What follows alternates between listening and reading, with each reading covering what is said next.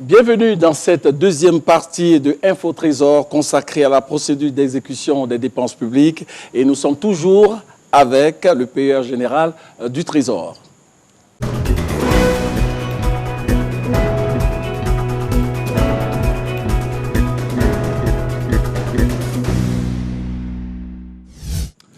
Pour parler de la procédure d'exécution de ces dépenses publiques, nous avons comme personne ressource M. Cissé Abdoul Kader, payeur général du Trésor.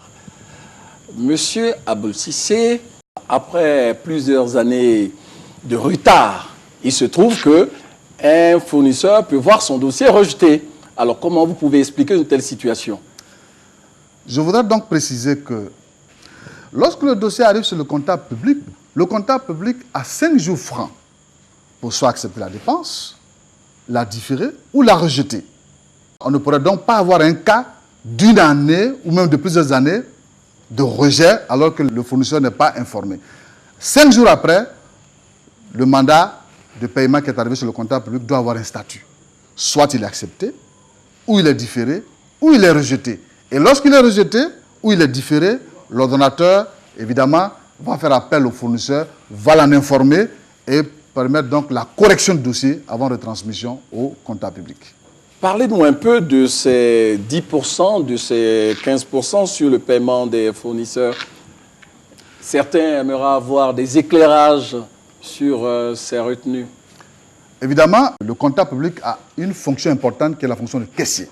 À l'occasion donc de cette fonction de caissier, le comptable public peut être amené à faire des retenues. Alors, ces retenues peuvent être sorte d'ordre fiscal. Vous savez, nous avons par exemple des fournisseurs qui sont soumis à un type d'impôt qu'on appelle l'impôt synthétique. Okay. La loi donc exige au comptable public de précompter 10% au titre donc de ces impôts divers, notamment de l'IGR. Alors, cet impôt est donc reversé pour son compte à la Direction générale des impôts. Également, il peut y avoir une retenue dans le cas où donc, un prestataire ou un fournisseur aurait donc une dette vis-à-vis de la Direction générale des impôts et que donc un receveur des impôts, n'est-ce pas, émettrait à l'encontre du prestataire ce qu'on appelle un avis à tiers détenteur. Je crois que nos clients le connaissent très bien.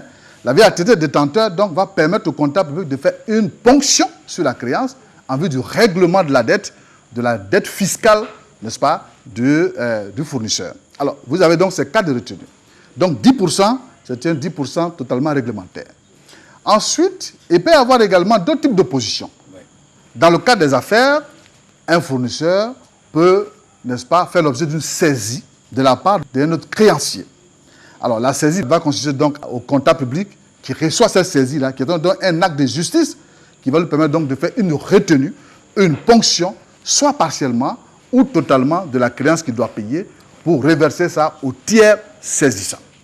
Également, vous avez des cas donc, de retenue qui sont faits dans le cas des cessions, qui cette fois-ci, en lieu et place de saisie, c'est le créancier lui-même qui a cédé une partie de cette créance-là, n'est-ce pas, à un de ses créanciers. Ça peut être une banque, par exemple, lorsqu'il a bénéficié d'un crédit, il peut donc céder, n'est-ce pas, cette créance-là à cette banque en règlement du crédit qu'il aurait obtenu. Dans ces conditions, effectivement, le comptable public peut être amené à faire une retenue, à faire une ponction partielle ou définitive, totale de la créance pour versement, n'est-ce pas, à ce tiers saisissant. Alors, quelles sont les dispositions prises par le payeur que vous êtes pour organiser le paiement? Alors, c'est une question fondamentale parce que depuis 2003, le Trésor public est engagé dans une démarche importante, qui est la démarche de la qualité. Il s'agit de faire quoi? Essentiellement, de satisfaire, n'est-ce pas, l'usager. Le fournisseur est un usager. Le fonctionnaire est un usager. Et donc, il nous revient l'obligation donc de satisfaire au mieux cela. Dans nos opérations de règlement, l'un des premiers éléments que nous faisons pour mieux organiser donc ces règlements, il s'agit du virement. Oui. À l'opposé, au passé, c'est vrai que des fournisseurs pouvaient être payés par chèque, voire même en numéraire.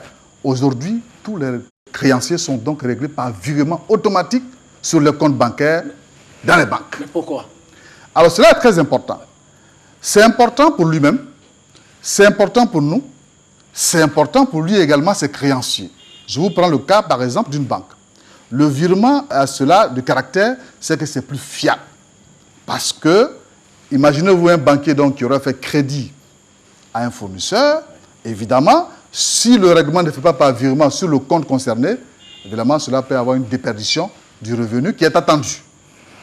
Pour le fournisseur lui-même, il n'a plus besoin d'arpenter nos couloirs. Il n'a plus besoin d'intermédiation quelconque. Il attend chez lui, le règlement est fait, sa banque l'appelle, sa banque l'informe sur son paiement qui vient d'être fait, au même titre qu'un fonctionnaire qui attendrait son salaire à la fin du mois. Il aurait souhaité avoir l'intégralité du règlement s'il a pris, par exemple, des engagements vis-à-vis de la banque. Bien sûr. Alors, il est fait obligation. Lorsque le dossier arrive sur le comptable public, les éléments de règlement sont déjà intégrés dans le mandat de paiement. À savoir les références bancaires, le RIB, comme on dit, le RIB bancaire du fournisseur est intégré dans le mandat. Le comptable public n'a pas le droit de changer cela. Un marché public prévoit également le RIB bancaire. Et même s'il doit y avoir un changement de ce RIB bancaire-là, le marché doit être modifié à l'occasion d'un avenant. Vous imaginez, c'est extrêmement sérieux. C'est pourquoi, lorsque le règlement est fait, le règlement est obligatoirement fait dans, n'est-ce pas, le compte qui est donc indiqué dans le dossier qui arrive chez le comptable public. Il aurait souhaité avoir l'intégralité, mais s'il a bénéficié d'un crédit par ailleurs de son créancier, il nous a fait obligation de respecter lui-même sa propre volonté, qui consiste donc à régler son créancier. Alors, par quels moyens le payeur procède-t-il pour le règlement? Alors, d'abord, qui dit règlement dit d'abord disponibilité des ressources. Absolument. Vous comprenez qu'il s'agit de l'État de Côte d'Ivoire, il s'agit, n'est-ce pas, des autres entités. Alors, la PGT, bien sûr, nous faisons partie du grand réseau de comptables publics et nous faisons partie intégrante du Trésor public. Alors, la disponibilité des ressources, n'oubliez pas, nous exécutons un budget. Ouais. Le budget, il est équilibré en recettes et en dépenses. Alors, le ministère est organisé. Vous savez ce qu'on appelle un comité de trésorerie. Alors, le grand comité de trésorerie est placé sous la supervision de monsieur le Premier ministre. Alors, vous savez, c'est une affaire suffisamment sérieuse pour que cela intéresse donc la haute hiérarchie, bien sûr. Bien sûr. En dessous de cela, vous avez donc le comité de trésorerie qui est au sein du ministère de l'économie et des finances, qui est présidé par le ministre en charge de l'économie et des finances, qui va donc s'assurer de l'équilibre, bien sûr, entre les dépenses à payer et les recettes qui sont attendues. En dehors de cela, donc, vous avez la direction générale du Trésor et de la comptabilité publique. Depuis 2011, M. Koné Adama, directeur général, a donc bien voulu mettre en place un organe interne qu'on appelle le comité de suivi de la dette intérieure, qui a pour obligation, justement, d'abord de disposer de l'information financière, mais ensuite de s'assurer de la parfaite allocation des ressources par rapport aux dépenses à payer. Les ressources étant disponibles, en ce moment-là, les ressources étant mises à la disposition de la Pairie générale du Trésor, qui exécute une partie très importante de ce budget de l'État, n'est-ce pas? Alors, on va s'organiser. Premièrement, l'un des points importants, c'est le délai de règlement. Oui, très important. Je vous ai parlé tout à l'heure de la prise en charge.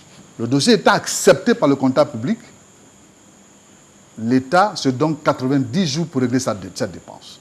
Ça veut dire donc que le premier critère, c'est évidemment sur donc, les délais de règlement.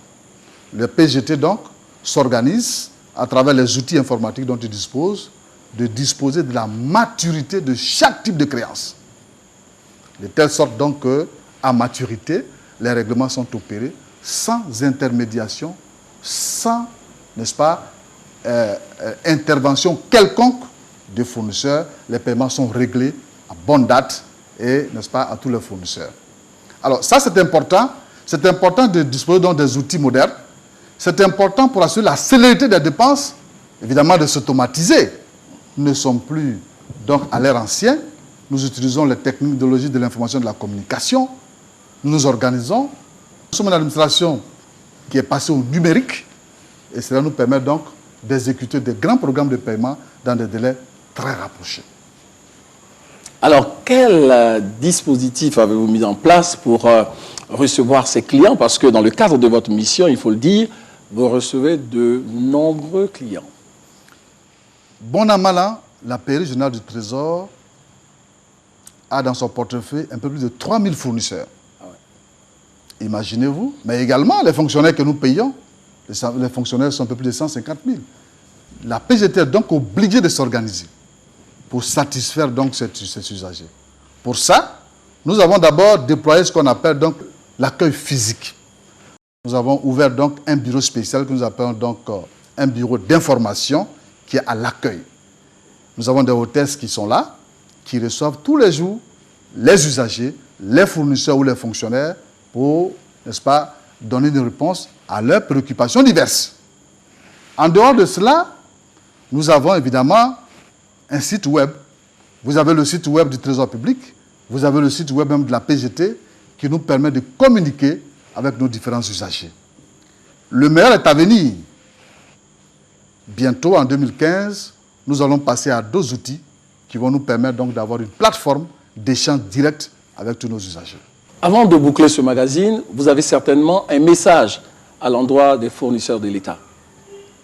Je voudrais donc tranquilliser l'ensemble de nos usagers, que sont les fournisseurs en particulier, de l'organisation que nous mettons en place pour satisfaire au mieux leurs exigences. Nous savons qu'ils constituent une partie importante du développement économique de notre pays. Les règlements que nous faisons contribuent à l'éclosion de leurs affaires, qui également contribuent à la croissance de notre pays. C'est la raison pour laquelle il existe et il va toujours exister un contrat de confiance entre eux et nous. Merci d'avoir répondu à nos questions. C'était la suite et la fin de ce magazine Info Trésor consacré à la procédure d'exécution des dépenses publiques. Retenez qu'au cours de ce magazine d'information, nous allons régulièrement revenir sur les préoccupations des fournisseurs. À très bientôt.